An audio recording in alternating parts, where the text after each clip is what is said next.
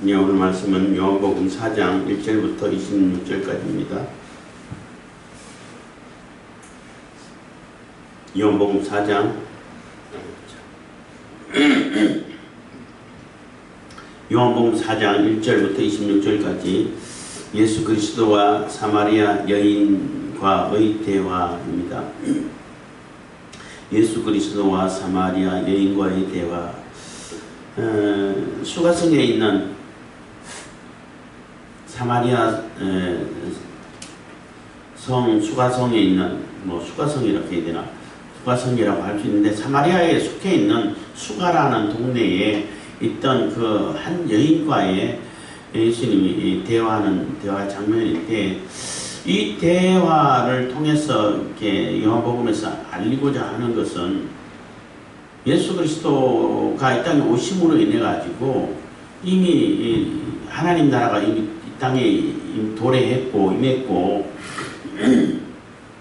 그 하나님 나라가 점점 확정되어 가고 있다는 것을 보여주면서 예수 그리스도가 이 땅에 오심으로 인해 가지고 우리가 하나님께 예배하는 예배의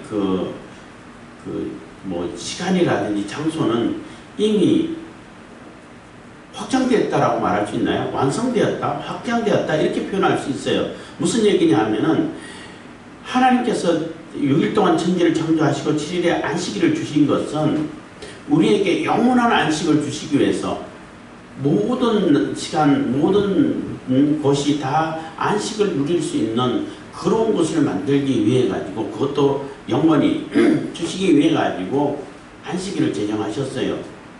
천지를 창조하시고. 그런데 그 안식일의 완성이 예수 그리스도를 통해 가지고 이미 이루어졌다라고 말할 수 있는 거예요. 그래서 예수 그리스도 안에 들어온 예수 그리스도의 안식 안으로 들어와 있는, 이미 안식으로 들어와 있는 자들은 자기의 일을 쉰다고 이렇게 히브리서에서 얘기했는데, 예수 그리스도 안에 들어온 자들은 이제는 어디서나 장소가 이렇게 제한되지 않는다는 얘기는 시간도 제한되지 않는다는 얘기거든요. 장소는 제한에서 풀렸는데 어디든 드릴 수 있는, 하나님께 예배 드리면은 하나님께서 받으시는데 시간은 제한이 풀렸다, 이거는 말이 안 돼요. 그래서 시간과 장소가 이미 그 제한이 없어지는 그러한 시점을 이렇게 해주는 거예요. 그래서 하나님 나라에 들어가기 위해서는 어떤 모습이었고 어떤 과정을 거치고 이런 얘기를 해줌과 동시에 사마리아 여인과의 대화에서는 이제는 하나님께 예배할 때는 어디서든 또 언제든 이렇게 하나님께 예배 드릴 수 있는데, 예배를 드리는 그 조건은 신령과 진정으로 이렇게 표현을 했는데, 성령의 인도함을 받았어, 성령의 역사하심을 받았어, 진리를 근거로 해서 성령의 역사함을 받았어, 내가 내 영으로 내 진심으로 이렇게 드리는 예배가 하나님께 드려지는 예배라는 거예요. 그게 예루살렘이든 그리심산, 사마리아에 있는 그리심산이든 장소와는 구애받지 않는다는 겁니다. 그래서 예수 그리스도 이전이냐 이후냐가 매우 중요한 기점이 되는 것이고, 우리가 예배하는 것도 굉장히 중요한 기준점이 되는 거예요. 그러니까 완전히 이게 세기가 바뀌는 것을 전환점이 되는 겁니다. 그래서 저는 한 번밖에 안 만나봤는데, 그래서 갑자기 물어봐가지고 제가 제대로 대답을 못했는데, 예배를 마치고 나왔나, 그때 교회 앞에서 어떤 분이 6월절을 하십니까? 6월절을 지키십니까? 이런 질문을 해가지고 그냥 성경을 제대로 좀 잘 읽어보세요 하고 지나갔는데, 그들이 말하는 그 6월절이라 그러면은 지금도 양 잡고 소 잡고 비둘기 잡고 해야 돼요. 양을 잡아야 돼요. 그럼 양 어디서 잡아요? 구약시대 때는 예루살렘 성전에 가서 잡아야 돼. 6월절은 다 지키고 너희들은 1년에 3차는 반드시 예루살렘을 찾아가지고 성전에 가야 돼. 근데 예루살렘은 있는데 예루살렘 성전은 없어졌어. 그럼 어디서 잡아요? 그렇기 때문에 그러한 안식교도 마찬가지고 그러한 장소 개념이라든지 성경을 제대로 이해하지 못하고 읽지 않고 이해하지 못하고 해서 편협적으로 이렇게 해석하고 적용하는 그러한 모습이 있는데 그러한 모습에 그러한 시대는 지났다는 거예요. 예수님을 통해 가지고 이제는 어디서나 언제든지 이렇게 하나님께 예배드릴 수 있는 그러한 시대가 이미 왔다라는 것을 얘기해주고 있는 것입니다. 4장 1절입니다. 예수의 제자를 삼고 세례를 주는 것이 요한보다 많다 하는 말을 바리새인들이 들은 줄을 주께서 아신지라. 그래서 예수님께서도 세례 요한처럼 지금 아직까지는 예수님께서 부활하시고 예수 그리스도 십자가에 돌아가시고 부활하시고 승천하시고 그래서 성과 성자와 성령의 이름으로 세례 주는 그 세례하고는 좀 다르다고 생각할 수 있어요. 요한이 주는 그런 회개의 세례를 같이 주고 있었지 않았을까, 줬다라고 이렇게 대체적으로 이렇게 생각하고 있는데, 어쨌든 세례 요한이 하는 그 일을 예수님도 같이 하게 되는데, 그 일은 이절 예수께서 친히 세례 주신 것이 아니요 제자들이 준 것이라 해서 제자들을 통해 가지고 그 정결 예식을 통해 가지고 회개하는 그러한 사역을 세례 요한하고 거의 같이 하고 있었다고 볼 수 있는 거죠. 근데 여기서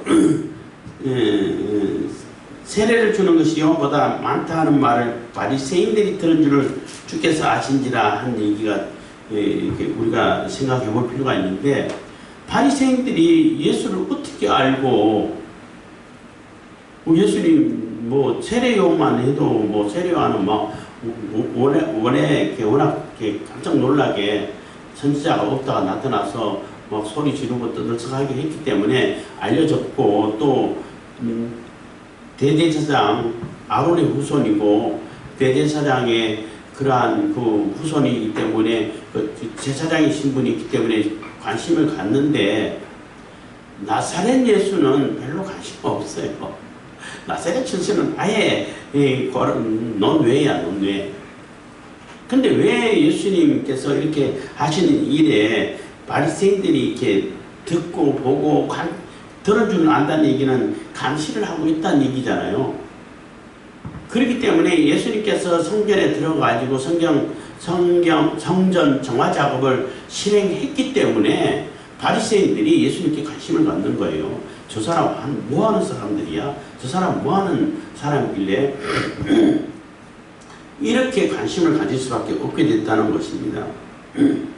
그래서 바리새인들이 이미 듣고 또 뭔가 또 꼬투리 잡고 시비 걸고 그럴 가능성이 많다라는 것입니다. 그래서 주님께서 그것을 듣고 아셨다는 거죠.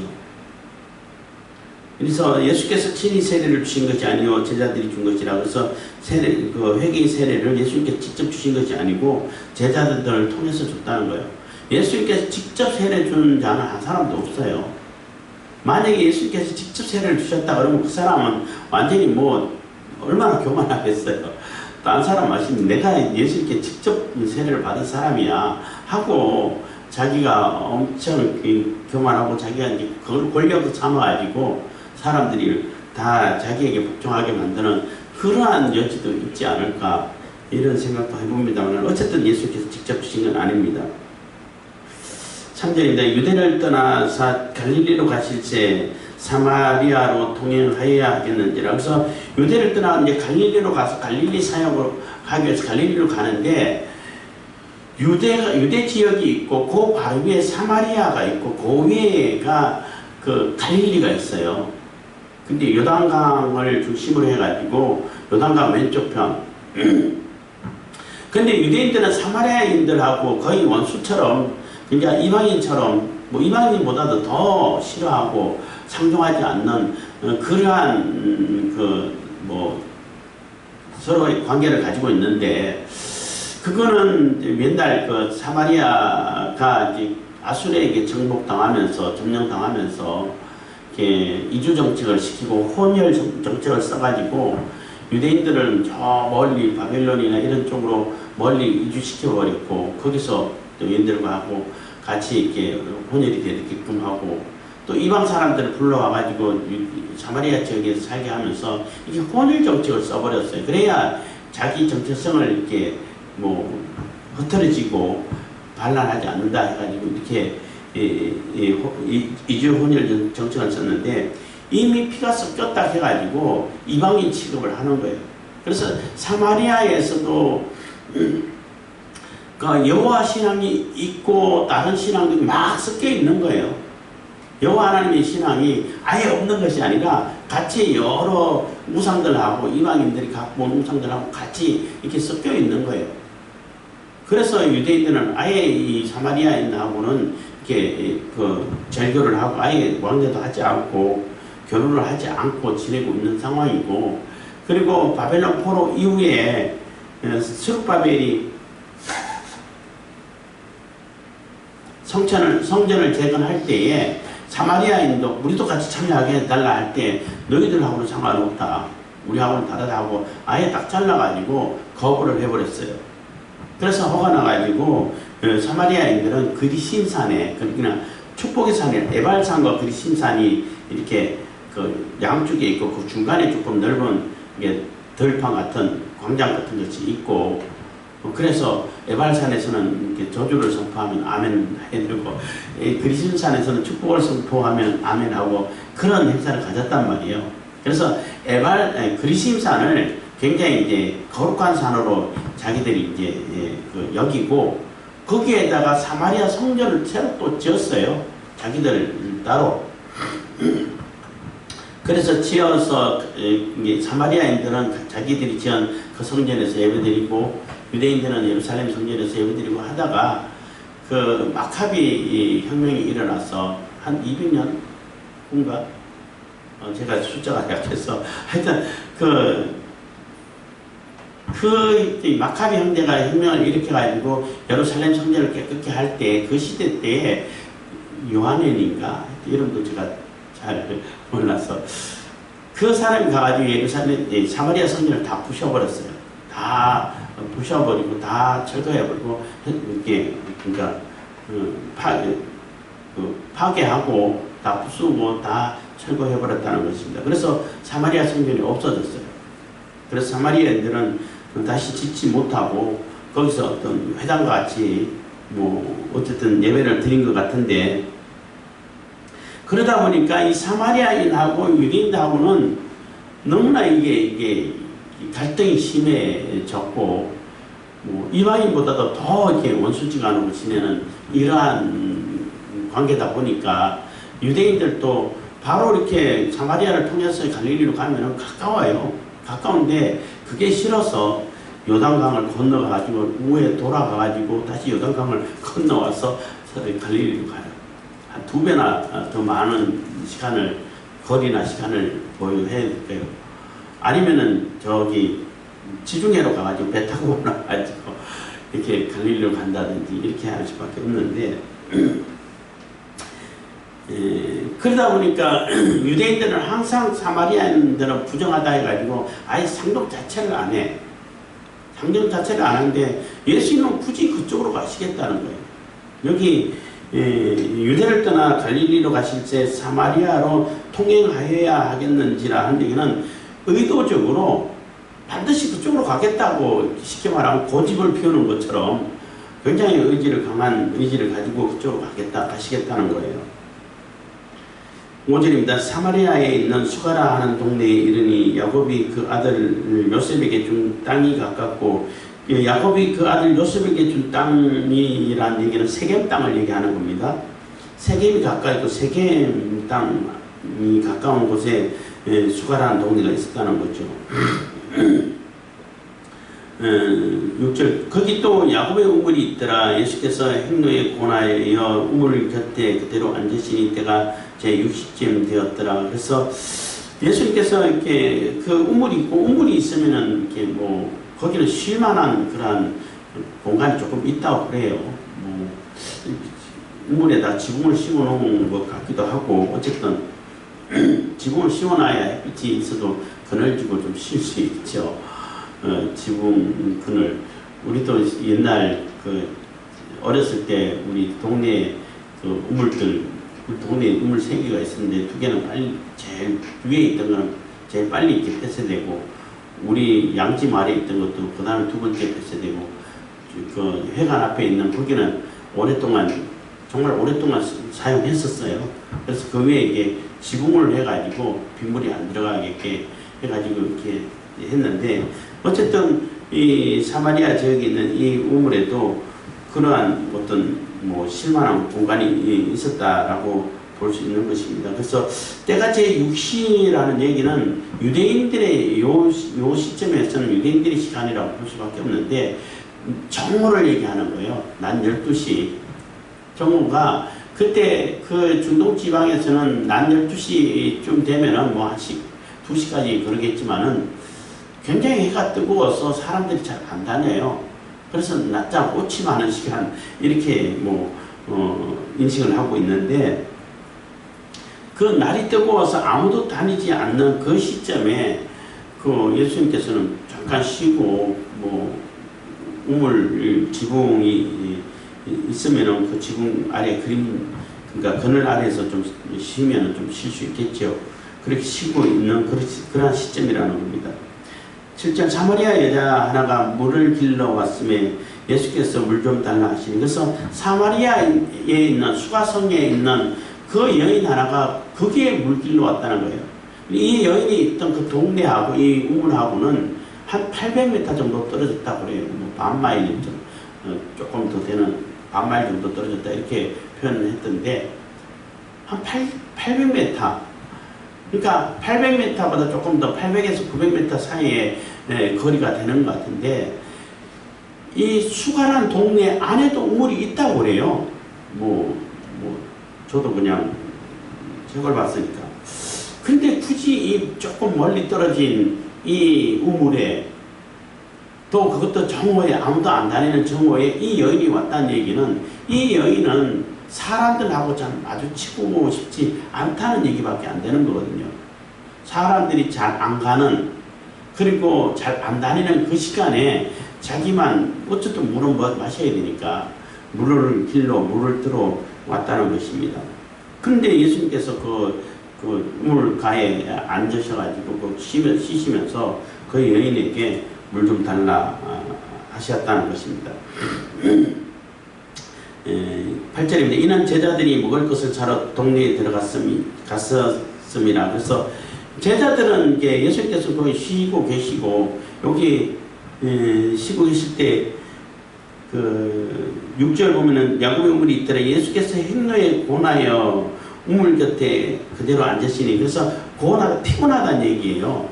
그것을 특별히 이렇게 또 쓴 것은 요한복음 처음 시작할 때 이게 말씀드렸던 것처럼 이 그 영지주의자들이 이렇게 주장하는 것이 있잖아요. 육체는 그 악하고 영은 선하고 육체는 악하다. 그래서 예수라는 그런 청년에게 그 그리스도의 영이 잠깐 들어왔다가 이렇게 가연설도 주장하고 십자가에 달리시기 전에 이게 떠나갔다 뭐 이렇게 주장을 해요.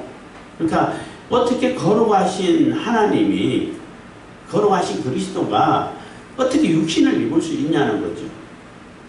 그래서 그것을 이렇게 거부를 하고 부정을 하는데 1장에서부터 1장 18절인가요?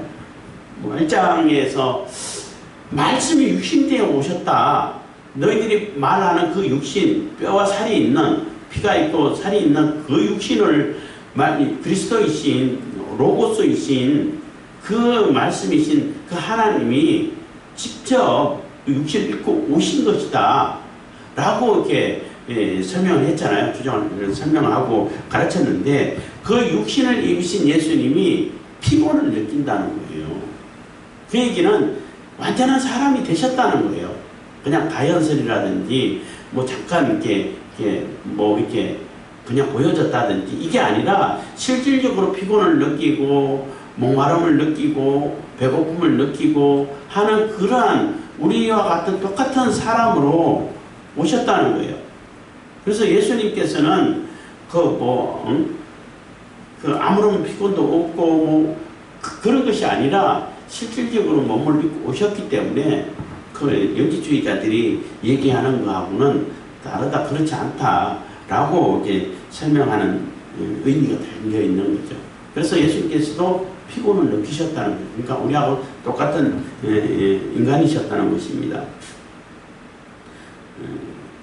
그래서 쉬고 있는 동안에 제자들은 먹을 걸 사러, 그러니까 또 먹기도 해야 되고 안 드시면은 또 배가 고프시기도 하고 줄이신지라 뭐 이런 표현을 또 마태복음 있는데, 그래서 제자들이 먹을 걸 사러 동네에 들어갔다는 얘기도 예수님이 아니면은 제자들은 이 동네에 가서 먹을 걸 구하러 안 가요. 자기들이 들고 다니든지 아니면은 이 동네 자체를 가지도 않겠죠. 근데 예수님께서 그런 것을 상관하지 않고 사마리아인도 같이 이렇게 대해주시고 하는 것을 보고 제자들도 그 동네에 가까운 동네에 들어가서 먹을 걸 구하러 갔다는 것입니다. 어쨌든 예수님과 이 여인밖에 없는, 그렇기 때문에 정말 솔직한 대화가 있어졌다라고 볼 수 있는 것입니다.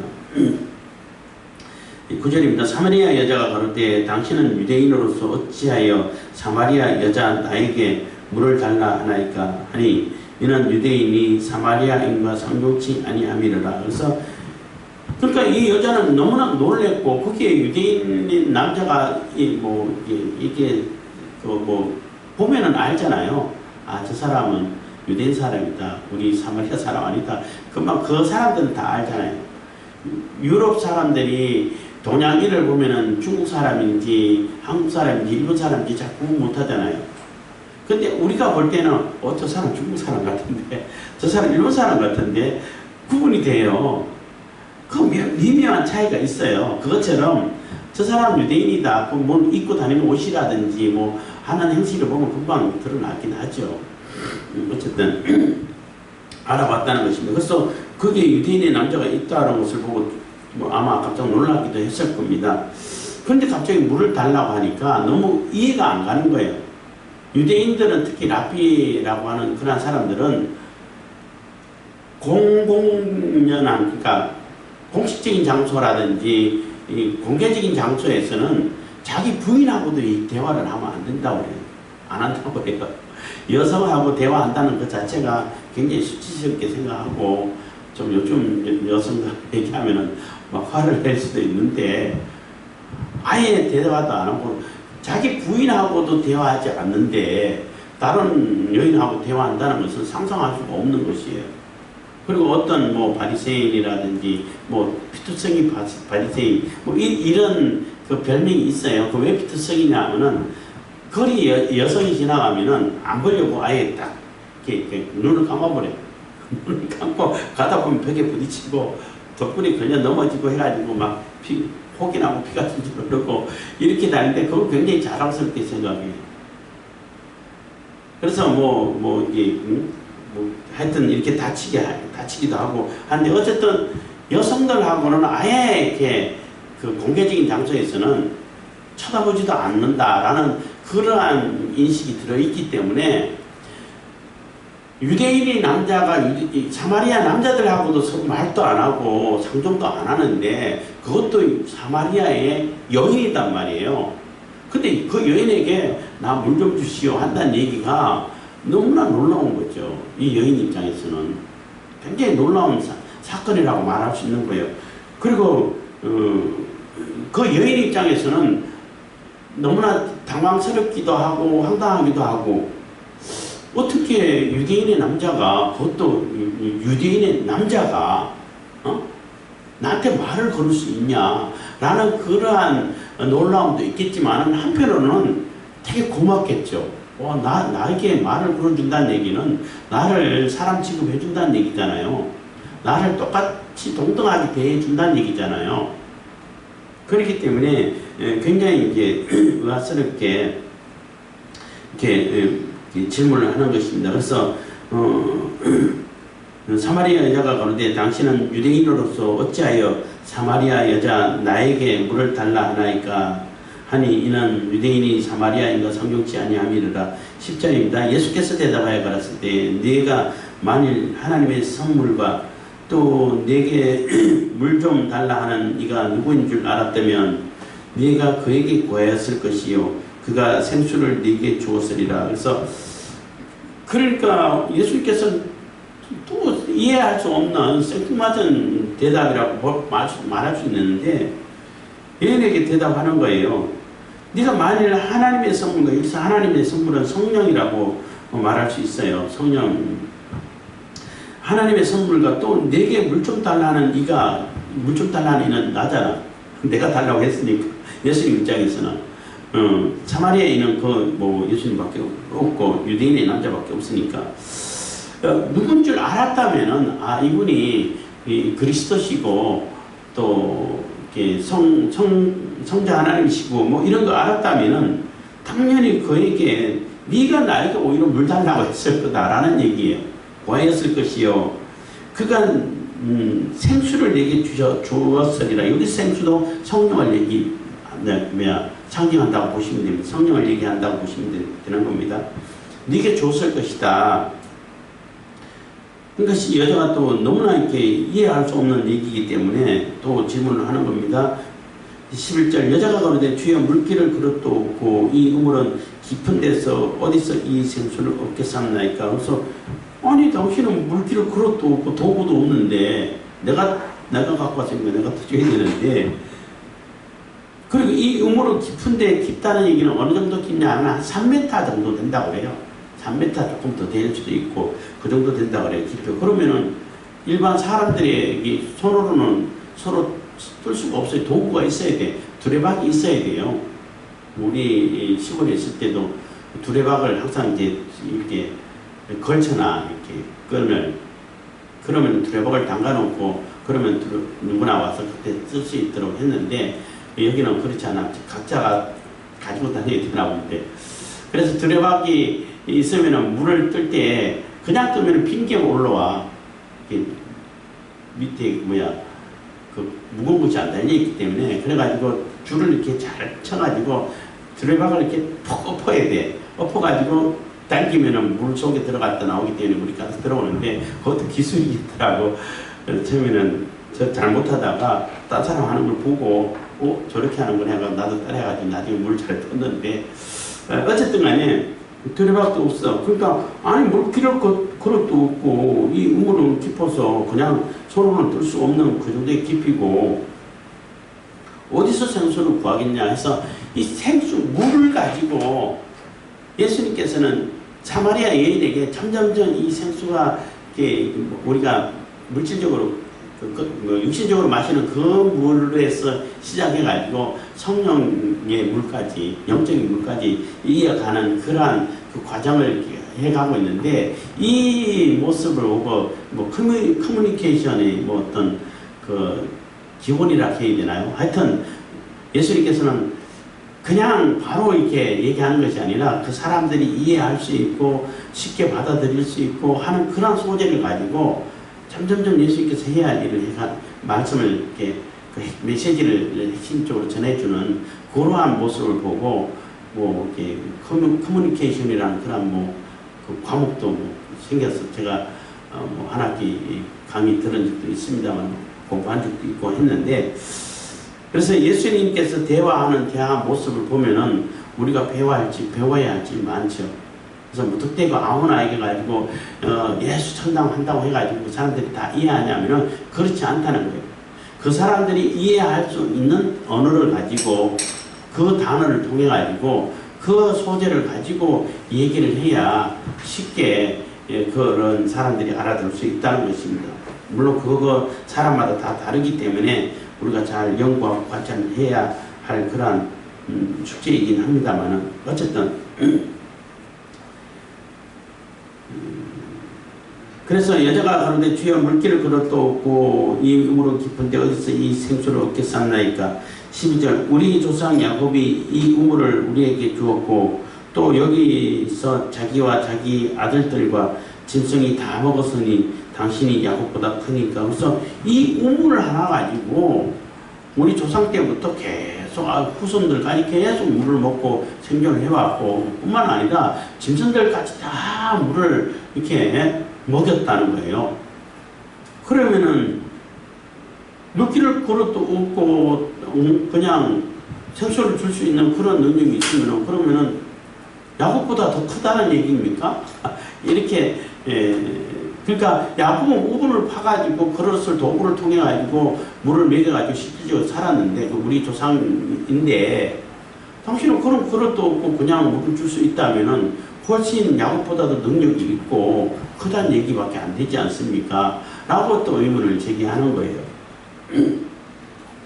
13절입니다. 예수께서 대답하여 가라사대 이 물을 먹는 자마다 다시 목마르려니와 내가 주는 물을 먹는 자는 영원히 목마르지 아니하리니 나의 주는 물은 그 속에서 영생하도록 솟아나는 샘물이 되리라. 그래서 성령을 얘기하는 겁니다. 그래서 이 물을 마시면 또 마셔야 되잖아요. 마시고 얼마 안 있으면 또 목말라서 또 마셔야 돼. 계속 마셔야 되는데 반복적으로 마셔야 되는데 예수님께서 주시는 물은 그렇죠. 이 물을 먹으면 야곱이 준 이 우물 굉장히 야곱의 조상이고 크다 하고 생각하고 있는데 훌륭하다라고 생각하고 있는데 이 우물은 계속 마셔야 되는 물이잖아. 근데 내가 주는 물은 한 번만 먹으면은 그 속에서 계속 솟아나가지고 더 이상 물을 마실 필요가 없어. 그러니까 너무나 신기하잖아요. 어떻게 그런 물이 있을 수 있어요? 성령을 얘기하는 겁니다. 15절입니다. 여자가 가로되 주여 이런 물을 내게 주사 목마르지도 않고 여기 물길로 오지도 않게 하옵소서. 그러면은 그런 물이 있다면은 내게 좀 주세요. 그러면은 물길로 오지 않아도 되고 굳이 사람 만나가지고 불편한 관계를 불편한 그런 일이 생기지 않아도 되고 한 번 마시면 계속 물이 솟아나는데 굳이 수고롭게 물들러 오지 않아도 되고 한다는 것입니다. 그래서 물 좀 주세요 하고 이게 예수님을 요청하고 있는 것입니다. 그래서 여자가 가는데 주여 이런 물을 내게 주사 목마르지도 않고 여기 물길로 오지도 않게 하옵소서. 그래서 이 여인은 물길로 오는 것, 특히 사람을 만나는 것을 굉장히 꺼리고 있다라는 것을 우리가 인상을 받고 있잖아요. 뭔가 드러나지 않는, 말하지 않는 그러한 고민이고 상처가 있다라는 것을 우리가 짐작해 볼 수 있는 것입니다. 근데 예수님께서는 너무나 생뚱맞게 가라사대 16절입니다. 가라사대 가서 네 남편을 불러오라. 갑자기 물 얘기하다가 솟아나는 물 한 번 마시면 영원히 솟아나서 목마르지 않다 물 있다. 그럼 그 물 내게 주세요 하는데 갑자기 네 남편 데리고 와. 이 여인은 굉장히 당황했을 거예요. 그렇잖아요. 17절입니다. 여자가 대답하여 가로되 나는 남편이 없나이다. 예수께서 가라사대 네가 남편이 없다는 말이 옳도다. 그래서 그러니까 여자가 굉장히 당황스러워했을 거예요. 갑자기 왜 남편 얘기를 해? 굉장히 아픈 부분이고 절대 꺼내고 싶지 않은 얘기잖아요. 이 여인 입장에서는 아무도 다른 사람들은 얘기 안 했기 때문에 모른다고 생각하겠지만 그래서 저에게는 남편 없습니다 하니까 예수께서 그래 네가 남편 없다는 말 맞는 말이야 하고 인정을 해줘요. 그래 맞습니다. 맞고요. 옛날 노무현 대통령 화법이 제가 참 좋은 화법이다 이런 생각을 했는데 맞습니다. 맞고요. 맞는데 그게 조금 더 보탤 일이 있어. 보탤 얘기가 있어 해가지고 이렇게 대화를 풀어가는 그런 화법이 있었는데 그것처럼 그래 네 말 맞아. 남편 없다는 말이 맞아. 하면서 얘기를 하는 거예요. 18절 네가 남편 5이 있었으나 깜짝 놀랐겠죠. 남편 5이 있었다는 겁니다. 지금 있는 자는 내 남편이 아니니 내 말이 참되도다. 그래서 유모 책 같은 데 나와 있는데 요한 1서 4장 18절이랑 요한복음 4장 18절이랑 그게 비교를 하면서 이렇게 필요연에서 읽고 그런 얘기 있었는데 그런 요 구조를 가지고 많이 이용해가지고 우스갯소리로 많이 그러니까 아재 개그라 해야 되나요? 아재 개그는 아니고 그래서 코미디 같은 그러니까 개그 같은 그런 얘기를 이렇게 막 만드는 얘기를 했는데 어쨌든 네가 남편이 다섯 있다는 얘기는 남편이라는 얘기는 정식적으로 결혼을 했다는 얘기잖아요. 뭐 창녀가 아닐까 뭐 이렇게 사람들이 짐작하고 있다고 그러는데 뭐 그것보다는 정식적으로 결혼했는데 다섯 번이나 결혼했는데 다 또 이혼한 상태고 지금 있는 사람도 같이 있는 사람도 결국은 네가 찾는 남편이 아니야. 지금 있는 남편은 사람은 이게 정식적으로 결혼했는지 안 했는지 모르겠지만은 한 번 결혼했다 이혼하고 두 번째 재혼하고 하는 사람도 그 마음의 상처가 있는데 다섯 번이나 결혼했다 그러면은 참 얼마나 그 마음의 상처가 크겠어요. 그 공지영 그 작가라고 해야 되나요? 그분도 이렇게 CBS 잠깐 들었는데 그 뭐 작가 생활을 하고 뭐 방송인으로 지내고 하다 보니 인기가 좀 있고 하다 보니까 했는데 그 뭐 친구하고 얘기했다고 그랬나? 뭐 들은 지 오래돼가지고 생각지 않았는데 무슨 이런저런 얘기하다가 내가 성다른 아이 셋을 키우고 있어. 세 번이나 결혼했다는 얘기잖아요. 그 아이를 낳았는데 성이 다 달라. 그때는 아버지 성을 따라가지고만 이름을 지었기 때문에 그러니까 그 얘기를 그러니까 잘 나가는데 막 시기하고 막 악플이라든지 이런 얘기 많이 이렇게 하다가 그 얘기를 하니까 그 기자하고 자기 친구 기자라고 했나 얘기하다 보니까 그 얘기가 나고부터는 그런 악플이 안 달리더라는 거예요. 아, 참 마음고생 많았겠구나 하고 이해한다는 식으로 이렇게 그게 사라졌다라는 얘기를 들었었는데 세 번 결혼하고 이혼해도 그만큼 아픔이 많고 상처가 큰데 이 여인은 다섯 번이야. 물론 요즘하고는 좀 다르겠죠. 그래서 뭐 왜 이혼을 하고 다섯 번이나 결혼했는지는 전혀 안 나오기 때문에 우리가 뭐 단정지어 말할 수는 없어요. 그래서 상상을 해보게 되면은 아마 이 여인은 생긴 건 되게 예쁘게 생겼을 것 같아요. 그러니까 남자들이 관심이 많죠. 근데 음식 솜씨가 너무 없지 않았을까 이런 생각을 해봐요. 왜냐하면은 이 당시는 밥만 태워도 이혼 사유가 돼. 음식 맛없게 하면 이혼 사유가 돼. 근데 예뻐가지고 같이 이제 결혼을 했는데 너무 음식을 못해. 그래서 이혼하고 그러지 않았을까. 이건 제 생각이에요. 뭐 근거가 있는 건 아니고 제가 이제 상상을 해본 겁니다. 그래서 너무 쉽게 또 만났다 헤어졌다 만나졌다 헤어졌다 하지 않았을까 이렇게 생각하는데 어쨌든 이 여인은 너무나 마음에 큰 상처가 있고 이러다 보니까 사람들하고 자꾸 만나기 싫어하고 될 수 있으면 사람이랑 마주치지 않고 싶어 하는 사람이란 얘기인 거예요. 그만한 아는 큰 상처가 있기 때문에 19절 여자가 가로되 주여 내가 보니 선지자로소이다. 그러니까 여자는 얼른 또 이게 이 주제를 또 바꾸는 겁니다.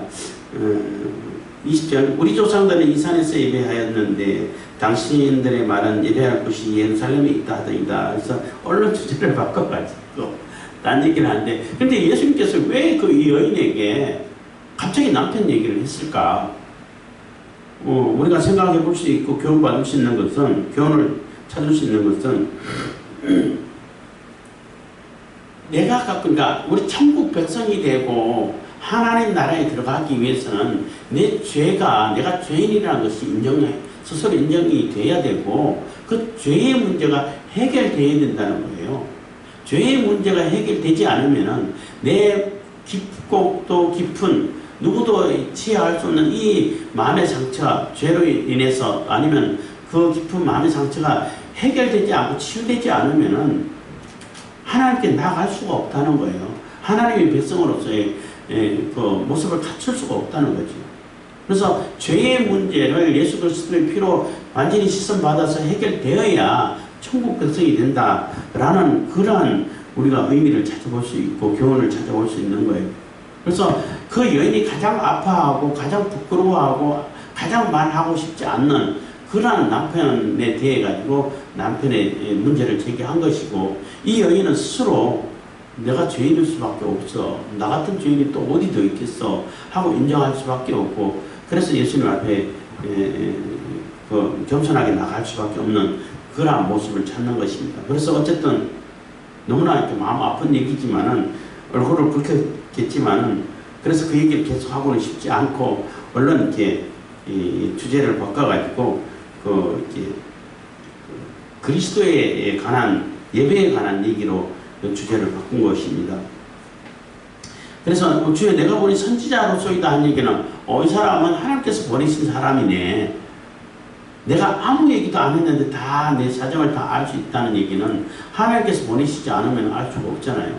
그래서 하나님께서 보내신 사람이다 라는 것까지는 인식을 했다는 것입니다. 20절, 우리 조상들은 이 산에서 예배하였는데 당신들의 말은 예배할 곳이 예루살렘에 있다 하더이다. 그래서 이 사마리아 사람들은 그 그리심산 그곳에서 예배하고, 또 유대인들은 당연히 예루살렘에서 예배했다는 것입니다. 그래서 서로가 정통성이 있다 이렇게 따졌다는 것이, 주장했다는 거죠. 21절, 예수께서 가라사대 여자여 내 말을 믿으라. 이 산에서도 말고 예루살렘에서도 말고 너희가 아버지께 예배할 때가 이르리라. 그래서 이 산에도 아니고 예루살렘도 아니고 장소가 중요한 것이 아니라는 거예요. 물론 뭐 좀 더 이렇게 하나님께 예배하기 좋은 장소 있고 조금 막 이렇게 혼란하고 번잡스러운 장소도 있고 요 정도 장소는 있긴 있어요. 그렇지만 장소 그 자체는 이제는 특별히 구별돼 가지고 여기서만 예배 드려야 돼 하는 그런 장소는 없다는 거예요. 어디든 예배 드릴 수 있는 곳이 다 된다는 거예요. 장소가 완성이 되고 확대되었다는 얘기인 것입니다. 장소에 그 제한이 없어졌다는 얘기인 것입니다. 그때가 이럴 것인데, 22절, 너희는 알지 못하는 것을 예배하고 우리는 아는 것을 예배하노니 이는 구원이 유대인에게서 남이라. 그래서 너희들이 알지 못하는 것을 예배한다는 얘기는 정확하게 메시아에 대해서, 성경에 대해서, 하나님에 대해서 이 사마리아인들은 잘 모른다는 거죠. 물론 사마리아에서 시작할 때부터 그 송아지 만들어 놓고 여호와 하나님이라고, 여호와 하나님 그 신앙을 가르치지만 송아지 왜곡된 것을 가르쳤잖아요. 그리고 사마리아 성전에 있었을 때 사마리아 오경이라고 할 때 사마리아에서 성경을 인정하는 것도 그 모세 오경만 성경으로 인정해요. 그 이후 선지서는 전혀 성경을 인정하지 않다 보니까 하나님의 계획이라든지 하나님 뜻을 정확하게 알아보기가 더 어렵겠죠. 유대인들은 선지서까지 그 시가서까지 다 성경을 인정하다 보니까 거기에 들어있는 메시지라든지 하나님의 뜻을 충분히 더 잘 알 수 있고 메시아를 사상에 대해서 구체적으로 더 알 수 있게 돼 있는 것입니다. 그렇지만 사마리아인들은 그렇지 못했다는 거죠. 그리고 이는 구원이 유대인에게서 난다는 얘기는 유대인에게서 그 유다 자손, 다윗의 자손에게서 메시아가 온다고 했기 때문에, 그리고 거기서 구원이 이루어지기 때문에 구체적으로 알 수 있는 것은 사실적으로 유대인들이 더 확실하게 알고 있는 건 사실이라는 것입니다.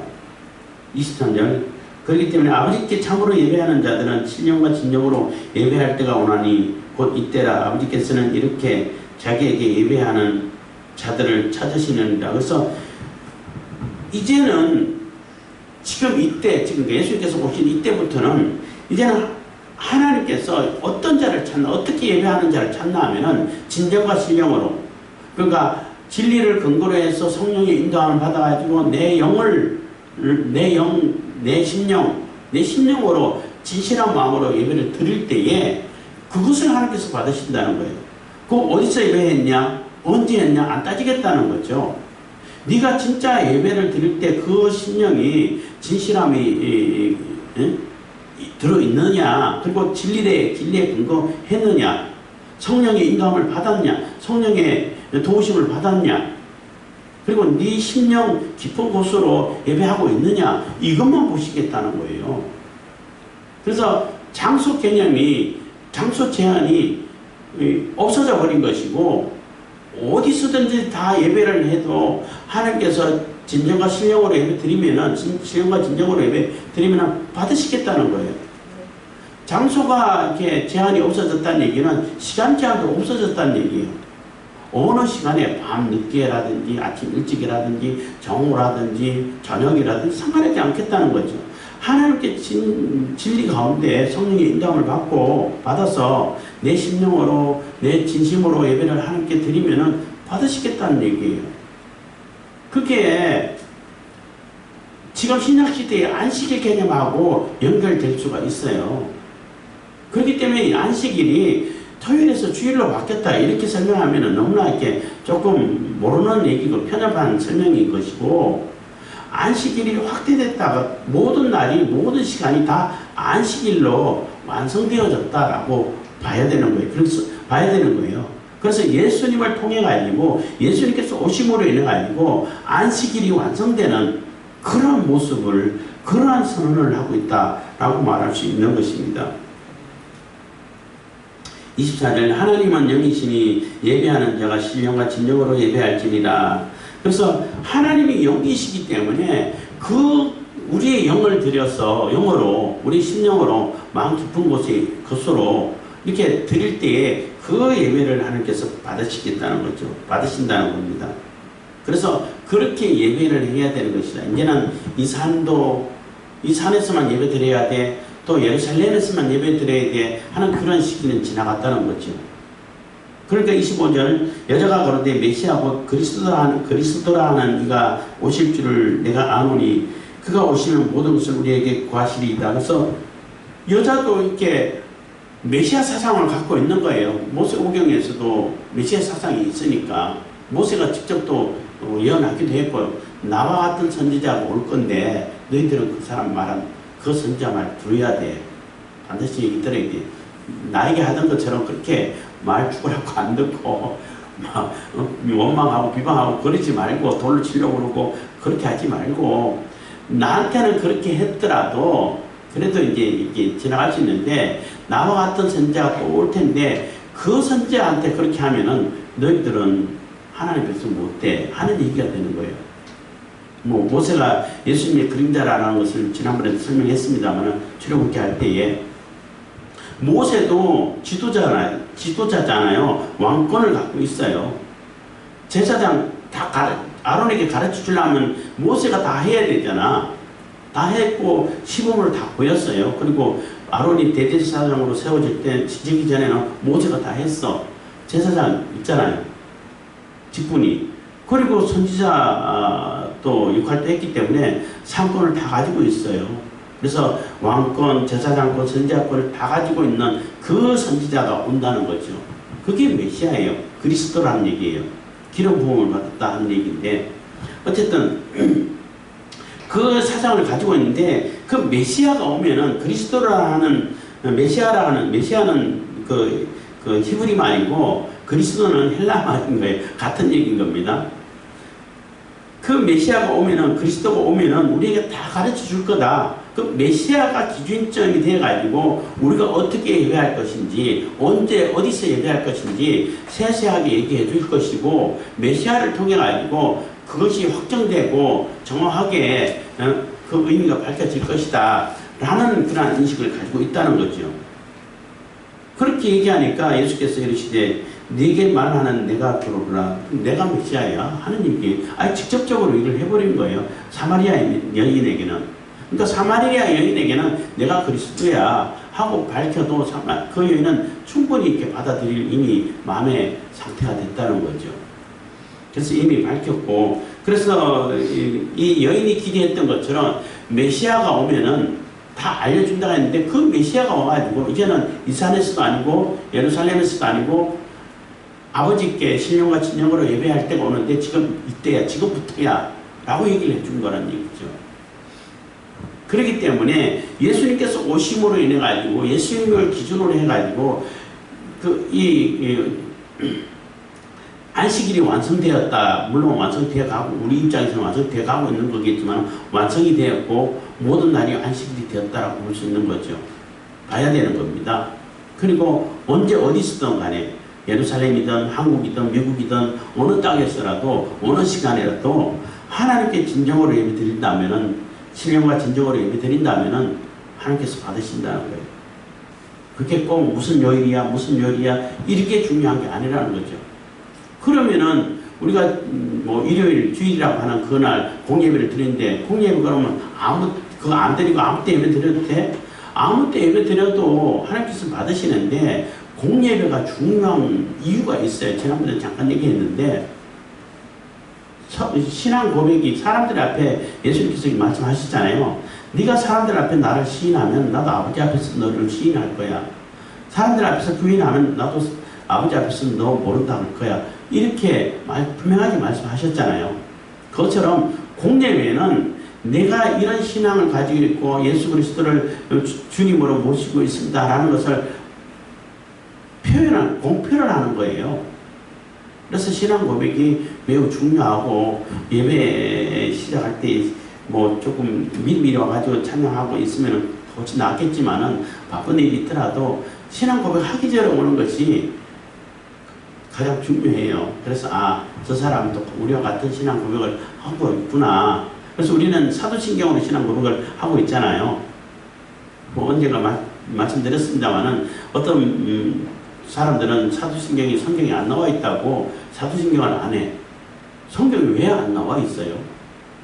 그 사람들이 얘기하는 것은 주기도문처럼 딱 모아져가지고 안 나와 있다는 얘기인데, 사도신경에 나와 있는 그 내용, 첫 구절부터 마지막 구절까지 성경에 다 들어있는 얘기예요. 핵심적인 얘기를 하고 있는 겁니다. 기도하겠습니다. 사랑해 주님 감사합니다. 이 시간에도 은혜와 복을 주시면 감사드립니다.